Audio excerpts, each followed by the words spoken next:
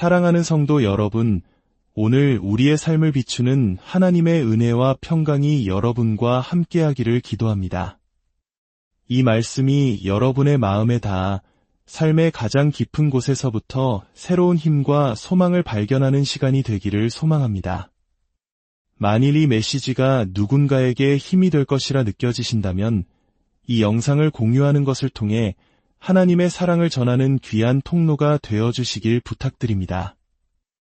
여러분의 구독과 나눔은 저희가 이 사역을 계속 이어가는 데 큰 힘이 됩니다.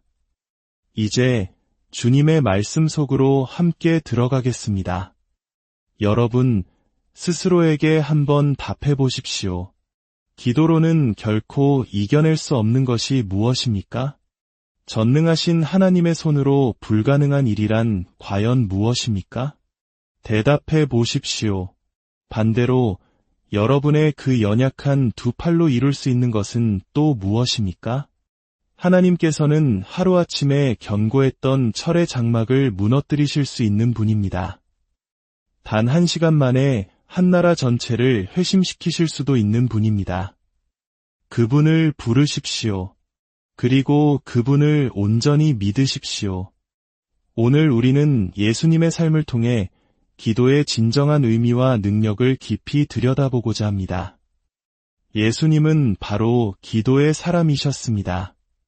지금부터 제가 읽어드리는 여러 성경 구절들을 통해 예수 그리스도의 삶에서 기도가 얼마나 중요했는지를 깨닫게 되시기를 바랍니다. 그리고 만약 살아계신 하나님의 성육신하신 아들에게 기도가 그토록 중요했다면 우리처럼 연약한 존재에게는 기도가 얼마나 더 중요하겠습니까? 우리는 얼마나 더 기도에 의지하며 살아가야 하겠습니까? 우리가 가장 먼저 보아야 할 것은 예수님께서 기도의 삶을 사셨다는 사실입니다. 누가복음 5장 16절은 이렇게 말씀합니다. 예수는 물러가사 한적한 곳에서 기도하시니라. 우리는 보통 마지못해 해야 하는 일을 피해서 자신이 정말로 즐거워하는 일을 찾아 슬며시 빠져나가곤 합니다. 어떤 남편은 마당 일을 피하려고 슬쩍 빠져나가 야구 경기를 보러 갈 수도 있고, 어떤 직장인은 사냥을 가기 위해 일부러 일찍 출근해서 일을 마친 뒤 빠져나갈 수도 있습니다. 아내는 쇼핑몰에 가기 위해 잠시 시간을 내어 빠져나갈 수도 있겠지요.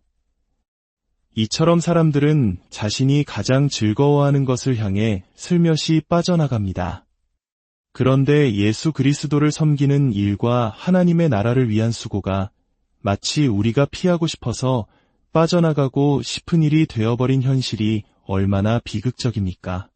한 부흥사 목사님에게서 들은 이야기가 있습니다.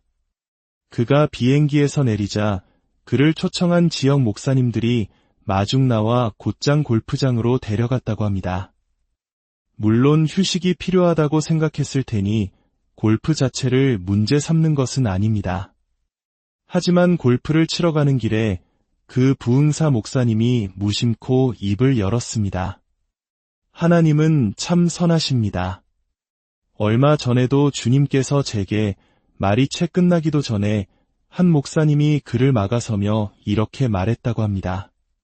목사님, 여기서는 일 얘기는 하지 맙시다. 이곳은 우리가 쉬러 온 곳이니까요. 여러분, 우리가 진정으로 쉴 수 있는 유일한 곳은 오직 예수 그리스도 아닙니다. 우리가 언제 하나님과 동행하고 있는지 아십니까? 바로 우리가 세상으로부터 슬며시 빠져나와 주님께로 갈 때입니다. 해야 할 일이 너무 많아. 마지못해 하는 일들, 힘든 노동들, 잠시라도 그분께로 슬쩍 빠져나갈 수만 있다면 얼마나 좋을까, 이렇게 고백할 때 우리는 주님과 동행하는 것입니다. 왜냐하면 주님이야말로 우리의 유일한 피난처이시며 진정한 안식처이시기 때문입니다. 만약 기도가 우리에게 힘든 노동처럼 느껴진다면 우리는 그리스도를 닮은 삶을 살고 있는 것이 아닙니다. 성경은 분명히 예수님께서 한적한 곳으로 물러가사 기도하셨다고 말합니다. 여기서 주목할 점은 그분이 광야와 같이 한적한 곳으로 가셨다는 사실입니다. 사랑하는 친구여, 이 세상은 심지어 교회조차도 너무나 많은 소음으로 가득 차 있습니다. 때로는 모든 것으로부터 벗어나야 합니다. 특히 목회자들은 더욱 그렇습니다. 아무도 찾을 수 없는 자신만의 광야로 들어가 그곳에서 하나님을 찾아야 합니다. 그리고 때로는 그 모든 신학 서적들을 내려놓는 지혜도 필요합니다. 자칫 잘못하면 예수 그리스도라는 인격적인 존재를 사랑하는 대신 그분에 대한 올바른 성경 해석과 신학적 연구에만 몰두하는 지식의 함정에 빠질 수 있기 때문입니다. 마태복음 14장 23절은 이렇게 증언합니다. 무리를 보내신 후에 기도하러 따로 산에 올라가시니라. 저물매 거기 혼자 계시더니 어떤 이들은 묻습니다. 예수님은 하나님의 아들이신데 왜 그렇게 기도가 많이 필요하셨을까? 그 질문이 얼마나 어리석은지 아십니까? 어쩌면 그 이유는 아주 단순할지도 모릅니다. 그저 아버지를 너무나 사랑해서 그분과 단둘이 함께 있고 싶어서 늘 그렇게 물러가셨던 것은 아닐까요? 그저 아버지를 사랑했기 때문입니다. 누가복음 6장 12절과 13절에는 더 놀라운 장면이 나옵니다. 이때에 예수께서 기도하시러 산으로 가사 밤이 새도록 하나님께 기도하시고 밝음에 그 제자들을 부르사 그 중에서 12를 택하여 사도라 칭하셨으니 여러분께 묻겠습니다. 인생에서 정말로 어려운 결정을 내려야 했던 적이 있습니까? 그때 그 결정을 위해 밤을 새워 기도해 본 적이 있습니까? 만약 아니요 라고 대답한다면 우리는 예수님보다 더 강하고 지혜로운 사람을 찾은 셈이겠지요. 그리스도께서 12 제자를 선택하는 그 중요한 결정을 위해 밤새도록 기도하며 아버지의 음성을 분별하셨다는 사실이 놀랍지 않습니까? 그런데 우리는 그런 과정 없이도 더 나은 결정을 내릴 수 있다고 생각하는 것입니까? 그리고 우리는 겟세마네 동산을 잊을 수 없습니다. 마태복음 26장 36절입니다. 이에 예수께서 제자들과 함께 겟세마네라 하는 곳에 이르러 제자들에게 이르시되 내가 저기 가서 기도할 동안에 너희는 여기 앉아 있으라 하시고 그곳에서 벌어졌던 치열한 영적 전쟁을 누가 잊을 수 있겠습니까? 여러분, 예수님께서 무릎을 꿇고 기도하신 후 일어나셨을 때 전쟁은 이미 끝난 것이었습니다. 모든 싸움은 바로 그 기도의 자리에서 결정되었습니다. 우리는 얼마나 많은 문제들과 씨름하며 살아갑니까? 마치 가시처럼 우리를 찌르는 수많은 블레셋 사람들을 왜 그냥 두고만 있습니까? 그것은 우리가 문제의 뿔을 정면으로 잡지 않기 때문입니다. 승리가 주어질 때까지 주님께 나아가 씨름하지 않기 때문입니다. 예수 그리스도는 겟세마네 동산에서 기도를 통해 몸부림치며 승리하셨습니다. 이런 종류는 기도와 금식이 아니면 나가지 아니하느니라. 이 말씀은 단지 귀신을 쫓아낼 때만 해당되는 것이 아닙니다. 여러분의 삶에는 수많은 산과 장애물이 있습니다. 여러분을 탈선시키고 멈추게 하려는 것들이 너무나 많습니다.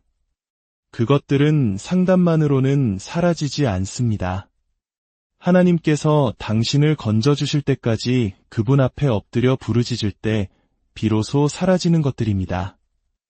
예수님은 삶의 모든 순간을 통해 자신이 기도의 사람임을 보여주셨습니다.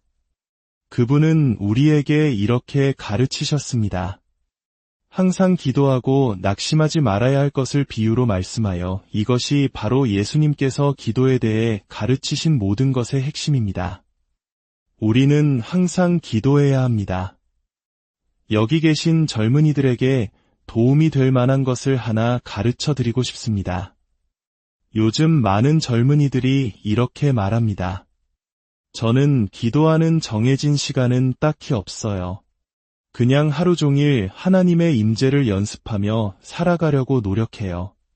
따로 골방에 들어가지는 않아요. 젊은이여, 제가 분명히 말하겠습니다. 은밀한 기도의 시간을 충분히 갖지 않고서는 하나님의 임재를 연습하는 법을 결코 배울 수 없습니다. 하나님의 임재를 연습하는 능력, 기도의 삶을 살아가는 능력, 항상 아버지와 대화하는 그 능력은 바로 주님과 단둘이 보내는 은밀한 시간에서 태어나는 것입니다. 예수님께서는 우리가 항상 기도하고 낙심하지 말아야 한다고 말씀하셨습니다. 기도를 시작하는 것은 문제가 아닙니다. 여러분은 이미 수많은 간구를 하나님의 보좌 앞에 올려드렸습니다. 문제는 그 기도의 씨름을 끝까지 해냈느냐는 것입니다. 붙잡기 위해 계속해서 밀고 나아갔습니까? 혹시 당신의 마음속에 기도 노트에 15년 동안이나 적혀있는 기도 제목이 있습니까? 그러면서도 주님께 내가 주님을 놓지 않겠습니다. 라고 외치고 있습니까? 기도를 시작하기는 쉽지만 그 기도 안에서 인내하기는 어렵습니다. 낙심은 모든 기도의 끝입니다. 그리고 예수님께서는 누가복음 18장 8절에서 제가 성경 전체에서 가장 슬픈 구절 중 하나라고 생각하는 말씀을 하십니다. 내가 너희에게 이르노니 속히 그 원한을 풀어주시리라.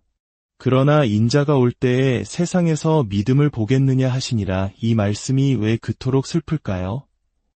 예수님께서는 방금 전까지 왜 항상 기도하고 낙심하지 말아야 하는지를 비유를 통해 가르쳐 주셨습니다. 마치 이렇게 말씀하시는 것 같습니다. 들어라. 내 아버지는 신실하시고 내 말은 진리다. 그분은 너희가 구하거나 생각하는 것보다 훨씬 더 많은 것을 행하실 의향이 있으시다. 내가 너희에게 말한다. 구하라 그리하면 받을 것이요 문을 두드리라 그리하면 열릴 것이요 찾으라 그리하면 찾아낼 것이다. 그런데 그러고 나서 주님은 잠시 멈추시고는 이렇게 말씀하시는 듯합니다.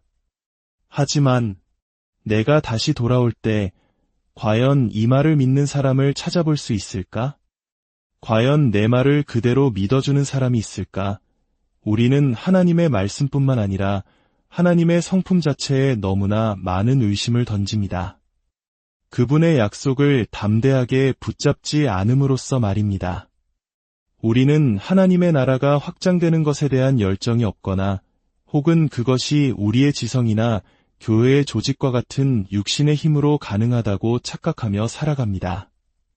주님, 이 자리에 있는 당신의 백성을 위해 기도합니다. 당신의 사랑하는 성도들에게 기도와 간구의 영을 부어 주시옵소서. 주님, 계속해서 나아가고 밀고 나아가는 그 기도의 자리에서 전쟁이 승리한다는 것을 보게 하소서. 우리 중 가장 연약하고 가장 재능 없는 자라도 시온의 가장 작은 지파에 속한 가장 작은 자라도 12지파의 가장 위대한 용사보다 더 많은 승리를 거둘 수 있음을 깨닫게 하소서. 오직 기도를 통해 당신의 얼굴을 구함을 통해 당신의 능력을 영화롭게 하고 육신을 신뢰하지 않음으로써 승리하게 하소서. 하나님, 우리를 도우소서. 예수님의 이름으로 기도합니다.